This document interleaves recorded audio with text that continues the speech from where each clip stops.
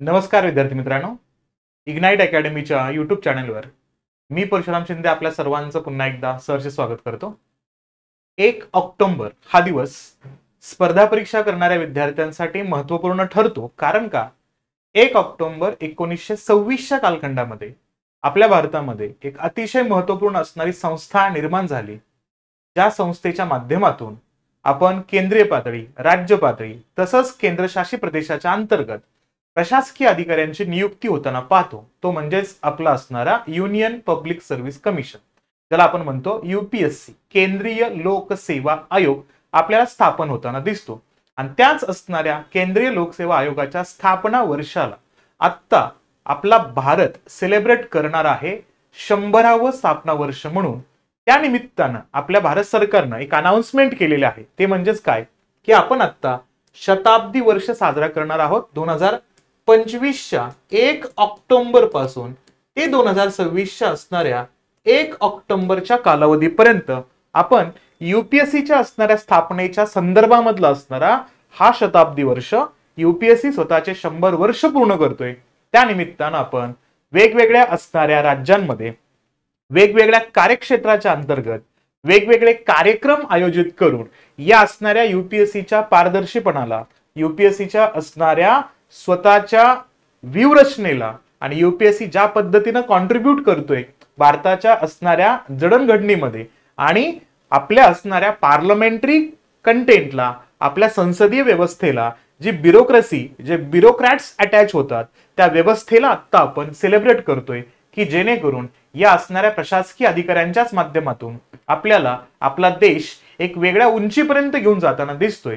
तर याच असणाऱ्या सेक्टरमध्ये वेगवेगळ्या विद्यार्थ्यांनी आपल्याला एंट्री करावी आणि प्रत्यक्षात या असणाऱ्या भारताच्या जडणघडणीमध्ये आपला एक असणारा एक खारीचा वाटा त्यामध्ये टाकावा. यासाठी आता आपल्या असणारे यूपीएससीचे चेअरमन या ठिकाणी अनाउन्समेंट करतायत आणि वेगवेगळ्या असणाऱ्या कार्यक्रमांची घोषणा इथं होताना दिसते. मग काय आहे एक्झॅक्टली यूपीएससीचा इतिहास, काय आहे यूपीएससीच्या असणाऱ्या प्रोसेसचा रेफरन्स, हे जेव्हा आपल्या डोळ्यासमोर येतं तेव्हा आपल्याला एक चित्र दिसतं. यूपीएससी म्हणजे प्रिपरेशन, यूपीएससी म्हटले की एक्झाम, यूपीएससी म्हटलं की सिलेबस, ऑप्शनल सब्जेक्ट आला, यूपीएससी म्हटलं की करंट अफेअरचा पार्ट आला, यूपीएससी म्हटलं की जीएस चे पार्ट आले, एसएचा पार्ट आला, त्याच्या अनुषंगाने असणारे एलिजिबिलिटी असेल त्याचे क्रायटेरिया झाले. हे सगळे मुद्दे यूपीएससीला ऑटोमॅटिक अटॅच होतात. पण यूपीएससीच्या बाबतीमध्ये थोडंसं आपण त्याच्या बॅकग्राऊंड वरती जाण्याचा प्रयत्न केला तर हा युनियन पब्लिक सर्व्हिस कमिशन आपल्या भारतामध्ये येण्यासाठी थोडासा सेटअप लागला त्याला. आणि तो सेटअप का महत्वाचा आहे, कारण का 1793च्या कालखंडामध्ये जेव्हा लॉर्ड कॉर्नवॉलिसनं सगळ्यात पहिल्यांदा रेकग्नाइज केलं की भारतामध्ये जे करप्शन होते कंपनीकडून, ईस्ट इंडिया कंपनीकडनं जे मोठ्या प्रमाणात करप्शन होते, भ्रष्टाचार होतोय, त्या भ्रष्टाचाराचं मूळ कारण काय आहे, प्रशासकीय अधिकाऱ्यांच्या वेतनांमध्ये असणारी तफावत आणि ते वेतन योग्य करणं आणि भारतामध्ये प्रशासकीय अधिकाऱ्यांची भूमिका स्ट्रॉंग करणं, हा जो पहिला विचार कॉर्नवॉलिसनं केला होता. त्यानंतर त्या विचाराला एक प्रकारे खतपाणी घातलं होतं. ते म्हणजेच कुणी, तर लॉर्ड मेकॉलेनं. आणि मेकॉलेनं आपल्या भारतामध्ये 1853च्या कायद्याच्या अनुषंगाने 1854ला पहिला स्पर्धा परीक्षा आयोग आणला आणि त्या असणाऱ्या आयोगाच्या माध्यमातून आपल्याला एक स्पर्धा आपल्या भारतामध्ये प्रशासकीय अधिकारी होण्यासाठी स्टार्ट होताना दिसते. आणि तो यूपीएससीचा असणारा एक जर्नीचा बेसिक मुद्दा दिसतो. पण तत्पूर्वी आता या असणाऱ्या यूपीएससीनं स्वतःचे 100 वर्ष पूर्ण करतोय आणि त्या निमित्तानं आपल्या आता यूपीएससीचे असणारे जे काही या ठिकाणी चेअरमन आहेत का, ते कोण, अजय कुमार यांनी काय केलं, अनाउन्समेंट केलेली आहे की केंद्रीय लोकसेवा आयोग हा 1 ऑक्टोबर 2025 पासून शताब्दी वर्ष साजरा करण्यासाठी सज्ज आहे. आणि यूपीएससी हे काय करतोय, गुणवत्ता आणि सार्वजनिक सेवेच्या वचनबद्धतेची स्वतःची 100 वर्ष साजरी करतोय. याबद्दलची असणारी क्लॅरिटी या ठिकाणी देताना आपल्याला यूपीएससीच्या अध्यक्ष या ठिकाणी दिसत आहेत, हे लक्षात घ्यायचं. आणि यूपीएससी जो आहे 100 वर्ष पूर्ण करतोय आणि 100 वर्षाचा उल्लेख केला तर हा एक वर्षभर याचं असणारं सेलिब्रेशन चालणार आहे 1 ऑक्टोबर 2025 ते 1 ऑक्टोबर 2026 या कालखंडामध्ये. आता या यूपीएससीचा जर उल्लेख केला तर आपल्याला दिसतं यूपीएससी हे प्रॅक्टिकली सेटअप करतो स्वतःचा 1926ला. आणि त्यावेळेस यूपीएससीचे असणारे जे पहिले चेअरमन दिसले का आपल्याला, ते दिसतात त्या ठिकाणी सर रॉस बार्कर. मग सर रॉस बार्करच्या पर्यंतची असणारी भूमिका कशा पद्धतीनं सेट झाली, कशा पद्धतीनं हा पार्ट येत गेला, त्याचा एक थोडासा बॅकग्राऊंड जर बघायचा प्रयत्न केला तर आपल्याला दिसेल की 1923 आणि 24 या असणाऱ्या वर्षामध्ये आपल्याला एक ली कमिशन स्थापन होताना दिसते युपीएससीच्या अनुषंगाने एक आयोग स्थापन करण्यासाठी. पण तत्पूर्वी नेमकं भारताच्या जडणघडणीमध्ये ही असणारी एक्झाम कशा पद्धतीने आली, त्याचं असणार जे इव्हॉल्युशन आहे का, ते कसं झालं, कशा पद्धतीने याची क्रांती होत गेली, याचा एक थोडासा रेफरन्स पाहिला तर आपण बघतो की सुरुवातीला इंडियन सिव्हिल सर्व्हिस ऍक्ट आपल्याला येताना दिसतो. राणीच्या जाहीरनाम्याच्या अनुषंगाने आपल्याला हा रेफरन्स या ठिकाणी ऍडिशनली ब्रिटिशांच्या माध्यमातून तयार होताना दिसला होता. 1858च्या राणीचा जाहीरनामा, ज्यालाच म्हणतो आपण government of India act number 1, तिथून स्टार्ट झाला होता. आणि तिथं आपल्या भारतामध्ये आयसीएसची असणारी एक्झाम या ठिकाणी स्टार्ट झाली होती. आणि ती एक्झाम क्रॅक करणारी पहिली व्यक्ती आपल्याला भेटते 1863च्या कालखंडामध्ये. आणि ते कोण आहे त्या ठिकाणी, तर सत्येंद्रनाथ टागोर हे आपल्याला पहिले इंडियन्स भेटतात जे आपल्याला या एक्झाम मध्ये क्वालिफाय करताना दिसतात. आणि त्यानंतर हा प्रवास या ठिकाणी स्टार्ट होतो, वाढत जातो. पण या प्रवासाच्या अंतर्गत बघितलं तर एक महत्वपूर्ण मुद्दा येतो त्या ठिकाणी. तो कुठला, तर 1878च्या कालखंडामध्ये आपल्या भारतामध्ये एक महत्वपूर्ण निर्णय होतो. तो म्हणजेच काय, लॉर्ड मेयो नंतरच्या कालावधीचा संदर्भ याच्यामध्ये येतोय. लॉर्ड मेयो जेव्हा येतात तेव्हा ते काय म्हणतात, तर आपल्या भारतामध्ये एक सिस्टीम तयार झाली पाहिजे आणि त्या सिस्टीम मध्ये टॅक्सेशनचे अधिकार कोणाकडे असले पाहिजे, त्यासाठी एक महत्वपूर्ण डिसिजन मेयो घेतात. आणि आर्थिक विकेंद्रीकरणाचं धोरण त्या ठिकाणी येतं. आणि त्याच्यानंतर आपल्याला एक सगळ्यात महत्वाची व्यक्ती दिसते, ते म्हणजेच कोण, तर लॉर्ड लिटन. आणि मग लॉर्ड लिटननी काय केलं, तर लिटननी या ठिकाणी एक स्टॅच्युटरी सिव्हिल सर्व्हिसेस या ठिकाणी स्टार्ट करताना दिसतात. वैधानिक पद्धतीनं असणाऱ्या नागरी सेवा आपल्याला कोण आणताना दिसतात, तर लॉर्ड लिटन आणताना दिसतात. मग सगळ्यात पहिल्यांदा नावांचा उल्लेख लक्षात ठेवायचा. सगळ्यात पहिलं नाव येतं या सिव्हिल सर्व्हिसेसला भारतामध्ये आणण्यासाठी लॉर्ड कॉर्नवॉलिस. नंतर येतं लॉर्ड मेकॉले. मेकॉलेमुळेच आला या ठिकाणी इंडियन सिव्हिल सर्व्हिस ऍक्ट आला. आणि त्यानुसार आपल्याला भारताला पहिले भारतीय मिळाले या परीक्षेमध्ये क्वालिफाय करणारे, ते म्हणजेच कोण, सत्येंद्रनाथ टागोरांचा उल्लेख आपण या ठिकाणी करतो. आणि नंतर पुढची व्यक्ती कोण असेल, तर लॉर्ड लिटन असेल. यांनी काय केलं, या ठिकाणी एक वैधानिक असणारा कायदा आणला, ज्या माध्यमातून सिव्हिल सर्व्हिसेसला आपण वैधानिक स्वरूप देण्याचा प्रयत्न केला. तो एक रेफरन्स याच्यामध्ये सोबत लक्षात ठेवायचा. यानंतरच्या प्रवासामध्ये उल्लेख केला तर 1885ला जे इंडियन नॅशनल काँग्रेसची म्हणजे आत्ताच्या असणाऱ्या काँग्रेसची स्थापना होताना दिसते. सुरुवातीला तो राष्ट्रीय सभेच्या अनुषंगाने निर्माण झालेला होता. त्यानंतर जर बघितलं आपण तर एक अतिशय महत्वपूर्ण समिती या ठिकाणी दिसते आपल्याला, जे या स्पर्धा परीक्षांच्या अनुषंगाने प्रशासकीय अधिकाऱ्यांसाठी आपल्याला नियुक्त होताना दिसते. ती कुठल्या असेल या ठिकाणी, तर ती असेल इथं ऍटकिन्सनची असणारी कमिटी. आणि त्या ऍटकिन्सनच्या कमिटीच्या मुळे एक कायदा समोर आला 1919चा. आणि त्या 1919च्या government of India act number 2 मध्ये मुक्त पद्धतीने चर्चा झाली. ती म्हणजेच कुठली, तर ब्युरोक्रेसीची, ब्युरोक्रॅटशी आपल्याला चर्चा होताना दिसते. आणि पार्लमेंटरी सिस्टीम आपल्या भारतामध्ये आलेला कायदा म्हणजे कुठला आहे, 1919चा, ज्याला आपण म्हणतो बाय कॅमरलिझम, 2 सभागृह भारतामध्ये अस्तित्वात आणणारा कायदा हाच आहे. आणि त्यानंतर आपल्याला ली कमिशन स्थापन होताना दिसतो 1924च्या कालखंडामध्ये. आणि त्या लीग कमिशन नुसारच युपीएससीची स्थापना होते 1926च्या कालखंडामध्ये. आणि त्यानंतर पाहिलं तर 1935चा भारत सरकारचा कायदा क्रमांक 3, त्याच्यामध्ये या असणाऱ्या कायद्याचं नाव म्हणजे या युपीएससीचं जे नाव आहे का, ते फेडरल पब्लिक सर्व्हिस कमिशन या पद्धतीने करताना दिसतात.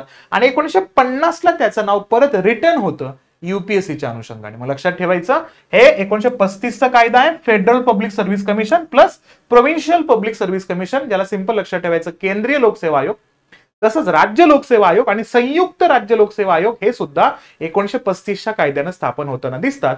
आणि 1950 मध्ये या ठिकाणी परत एकदा युपीएससीच्या नावाचा उल्लेख येतो. पण इथं आपण एका व्यक्तीचं नाव विसरता कामा नये, म्हणजे आपले पोलादी पुरुष सरदार वल्लभभाई पटेल. वल्लभभाई पटेलांमुळेच ऑल इंडिया सर्व्हिसेस मधले असणारी 2 पदं म्हणजेच कोणतं, आयसीएसचं पद ट्रान्सफर झालं आयएस मध्ये, आयपीचं पद ट्रान्सफर झालं आयपीएस मध्ये. हे 2 पदं आपल्या भारतामध्ये आणणारी व्यक्ती कोण आहेत, तर या ठिकाणी ज्यांना म्हणतो आपण father of Indian civil services म्हणजेच कोण, या ठिकाणी सरदार वल्लभभाई पटेलांचा उल्लेख लक्षात ठेवायचा. आणि त्या दृष्टिकोनातून आपण बघतो महत्वपूर्ण असणाऱ्या 3 पदांचा उल्लेख, ते म्हणजेच कोणते, एक असेल IAS, एक असेल IPS आणि एक असेल IFOS. म्हणजे काय, इंडियन ऍडमिनिस्ट्रेटिव्ह सर्व्हिस, नंतर इंडियन पोलीस सर्व्हिस आणि नंतर येतो या ठिकाणी इंडियन फॉरेस्ट सर्व्हिस. या तिघांना म्हटलं जातं भारतात ऑल इंडिया सर्व्हिसेस. आणि ऑल इंडिया सर्व्हिसेसच्या पाठीमागचा इतिहास म्हटलं तर हा संपूर्ण ब्रिटिशांचा दिसतो. आणि त्यामुळे थोडासा उल्लेख या ठिकाणी आणायचा, तो म्हणजे कोणाचा, ली कमिशनचा उल्लेख करायचा, ज्या ली कमिशनमुळे आपल्याला आत्ताचा युपीएससी निर्माण होताना दिसतोय. म्हणजे एक बॅकग्राऊंड तर लक्षात ठेवाच, पण त्यासोबत ली कमिशनचा मेजर इव्हेंट लक्षात ठेवायचा. आणि या ली कमिशननी काय केलं, आता हे एस्टॅब्लिश कुणी केलं, कुणी स्थापन केलं, ब्रिटिश गव्हर्नमेंटने स्थापन केलं होतं 1923च्या कालखंडामध्ये. आणि याचे चेअरमन कोण होते, लॉर्ड ली ऑफ फॅरहॅम. कोण होते, लॉर्ड ली ऑफ फॅरहॅम. यांच्या माध्यमातून आपल्याला या ठिकाणी समिती कंडक्ट होताना दिसते. आणि याच्यामध्ये मेंबर्स पाहिलं तर equal numbers of British and Indian representative होते, समान नंबर होते ब्रिटिश आणि भारतीयांच्या अनुषंगाने. आणि इथं काय करायचं होतं, जे काही सिव्हिल सर्व्हिसेस आहेत का भारतामध्ये, त्याच्या अनुषंगाने असणारे जे काय रिक्रुटमेंट्स असतील त्याच्या पॉलिसीज ठरवायच्या होत्या. आणि त्यासाठी आपल्याला हे ली कमिशन स्थापन होताना दिसते. आणि ली कमिशन 24ला जेव्हा रिपोर्ट देते, त्या रिपोर्ट्स मध्ये काय रिकमेंड करतं ते म्हणतं रिक्रुटमेंटचा रेशो कसा असला पाहिजे. आता हा रेशो लक्षात ठेवायचा आपल्याला कसा, 40% डायरेक्टली रिक्रूट केले जातील भारतीयांना, इंडियन्स असतील 40%, 40% ब्रिटिश रिक्रुट्स असतील, ब्रिटिश लोकांचा उल्लेख 40% असेल याच्यामध्ये, 20% असतील जे प्रमोशनच्या माध्यमातून येतील, कुठून, राज्यातून, प्रोव्हिन्शियल सर्व्हिसेस मधून त्या ठिकाणी येतील. आणि सोबत पाहिलं तर सिव्हिल सर्व्हिसेस एक्झाम्स घेतले जातील. आणि याला लक्षात घ्यायचं या ठिकाणी recommended to be conducted in India. पहिला कमिशन दिसतो ज्यानं ही असणारी एक्झाम भारतात व्हावी या पद्धतीचा उल्लेख केला जातो. थोडं लक्षात घ्या, ज्या स्पर्धा परीक्षांचा उल्लेख करतो आपण युपीएससीच्या अनुषंगाने, त्या होत होत्या लॅटिन लँग्वेज मध्ये. आणि त्याचं असणार जे एक्स्ट्रीम एज आहे का, म्हणजे एज लिमिट काय होती तर 23 वर्ष होती. नंतर हळूहळू ती 19 करण्याचा प्रयत्न झाला होता. नंतर तो प्रायर कंडिशन मध्ये 21 वर्ष आपल्याला ठेवताना दिसतात. हे लक्षात घ्यायचं, या कंडिशन्स मध्ये आपल्याला हिथं एक्झाम कशी कंडक्ट केली जाईल, कुठं कंडक्ट केली जाईल, त्या अनुषंगाने त्यांनी हे मुद्दे सांगितले होते ली कमिशननं. आणि त्यांनी कोणकोणत्या सर्व्हिसेस बद्दल सांगितलं होतं, हे म्हणतात only on superior civil services. कोणते, Indian educational service, agriculture service, veterinary services. आणि याच्यामध्ये प्रोव्हिन्शियल सर्व्हिसेसचा उल्लेख केला नव्हता. ली कमिशननं राज्यसेवांचा उल्लेख केला नव्हता. राज्यसेवांसाठी 1935चा असणारा भारत सरकारचा कायदा क्रमांक 3 आपल्याला लक्षात ठेवणं अपेक्षित असणार आहे. ठीक आहे. मग मुळात काय दिसतं आपल्याला, 1919च्या कायद्यानुसार ली कमिशन स्थापन होतो. आणि त्या कमिशननुसार 1 ऑक्टोबर 1926ला या ठिकाणी आपल्याला युपीएससी स्थापन होताना दिसतो. आणि त्या स्थापनेला आता आपण 100 वर्षांमध्ये आपण एंट्री करतोय. आणि आपल्या असणारे युपीएससीचे अध्यक्ष अजय कुमार यांनी काय सांगितलं की स्थापनेपासूनच युपीएससी काय करतोय, पारदर्शकता, निपक्षता सोबत बघितलं या ठिकाणी तर गुणवत्तेचं प्रतीक राहिलेलं आहे. आणि सरकारी सेवांमध्ये वरिष्ठ पदांसाठी कठोर आणि निष्पक्ष प्रक्रियेद्वारे सर्वाधिक पात्र उमेदवारांची निवड सुनिश्चित करतो. आणि त्यामुळं या असणाऱ्या युपीएससीच्या माध्यमातून असणारे मुद्दे हायलाइट होत आहेत. आणि त्या निमित्तानं शताब्दी वर्षाचा समारंभ संपूर्ण देशभर या ठिकाणी आयोजित केला जाणार आहे, असा उल्लेख याच्यामध्ये मांडला जातोय. आणि यासोबत काय लक्षात ठेवायचं, युपीएससीचा रेफरन्स येतो तर कमीत कमी आपल्याला राज्यघटनेतला असणारा भाग तर माहिती पाहिजे. मग लक्षात घ्यायचं, भाग नंबर 14 लक्षात ठेवायचं. आणि 14 मध्ये काय लक्षात ठेवायचं या ठिकाणी तर कलम नंबर 308 ते कुठपर्यंत 323 पर्यंतचे मुद्दे या ठिकाणी हायलाइट होताना दिसतात. आणि ह्यामध्ये जर सगळ्यात महत्वाचा रेफरन्स पाहिला तर याच्यामध्ये आपण फक्त पब्लिक सर्व्हिस कमिशनचा उल्लेख केला तर याच्यामध्ये आपण उल्लेख करतो 315 ते 323 पर्यंतचा. आणि 308 पासून ते 314 पर्यंतचे जे आर्टिकल्स आहेत का त्याला आपण उल्लेख करतो ते म्हणजे सर्व्हिसेस, भारतातल्या असणाऱ्या कोणत्या सेवा आहेत त्यांचा उल्लेख या कलमांमध्ये केला जातोय. आणि याच्यामध्येच काय करण्यात आलं, 42वी घटना दुरुस्ती करण्यात आली होती 1976च्या कालखंडामध्ये. आणि भाग 14 मध्ये 14A वाढवला. तो कशासाठी वाढवला तर तो ट्रायब्युनल साठी वाढवण्यात आला होता.